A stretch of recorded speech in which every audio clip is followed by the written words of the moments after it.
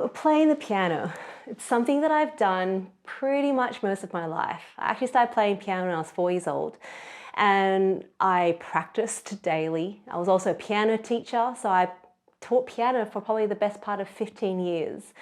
And I taught some incredible young women who are now married and doing amazing things in their life.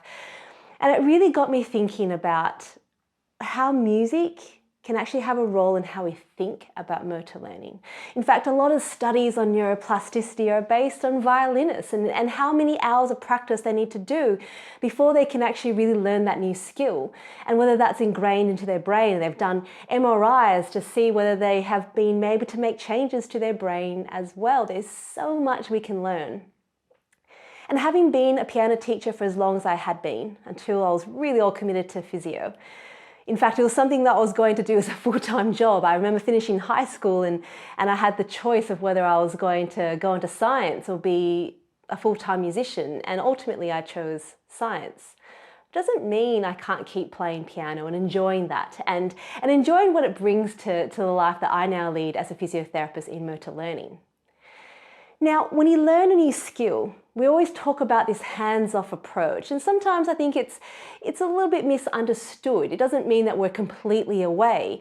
It means that we're there, but when we can, our hands go away as much as possible, so the person themselves is doing the skill. It means we can still give them verbal prompts. It can still mean that we tap on their hands or tap on their legs, wherever they need to actually remember how to move parts of their body, because they're learning a new skill. Now, when you're learning piano, I know that when I'm teaching, I would encourage my students to make sure they have their hand position in the right place, and I'll talk to them about what they need to do. So to press into the key to create a chord, hopefully something beautiful. But what I can't do for them is I can't put my hand over their hand for them to learn how to play it. So I can't teach them by going, these are the notes you have to play, these are the fingers that you need to use for it. Because when you do that, you just rely on your teacher telling you what notes to play.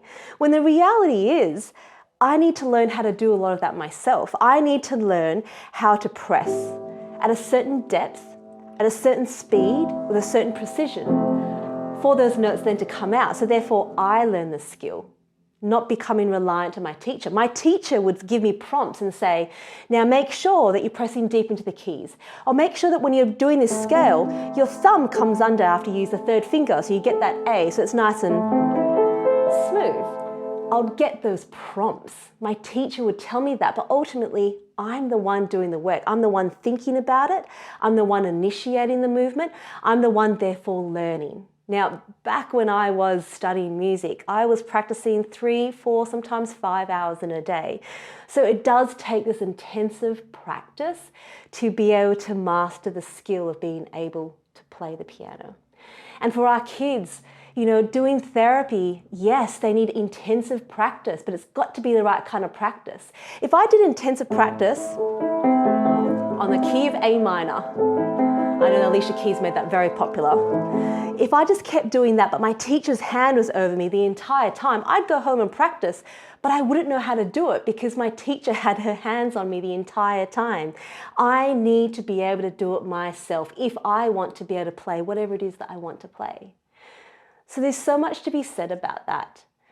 And I think there's so much translation for us to think about what therapy looks like for our kids. It really does mean, you know, self-initiated movement, placement of your hands where there needs to be, having prompts and feedback whenever they need to be. Now, I might really like the key of A minor because it's a beautiful tone and there's really mostly white keys, but if I need to challenge myself to make sure I can play, well, I might choose a different key that has far more of the black notes. So let's say E major, it's got F sharp, C sharp, G sharp, D sharp. So now, I gotta think about my different keys.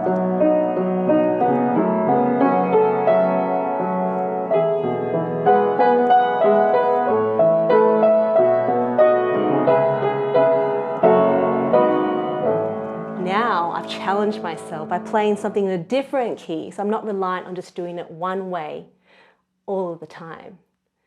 So I hope that encourages you, because I think sometimes we need to remember that to learn a new skill does take time. It does take a very specific kind of practice, and you need to be surrounded by people who think the same way so you get the same kind of learning. I had great teachers in my time. I had several teachers, but ultimately I stuck with one teacher for a long time because her technique was great. I got along with her. I knew she cared for me and she wanted the best for me. And it's no different from finding a therapist that does the same thing for you, because if you have that connection, you're more likely to practice and learn and be able to do things that are meaningful to you. But you can't have their hands on you. You have to do it yourself. There is that element of work. But if you're playing something you really enjoy, it's not really work. It's kind of fun. So there you go. Therapy and playing the piano. They're kind of the same thing.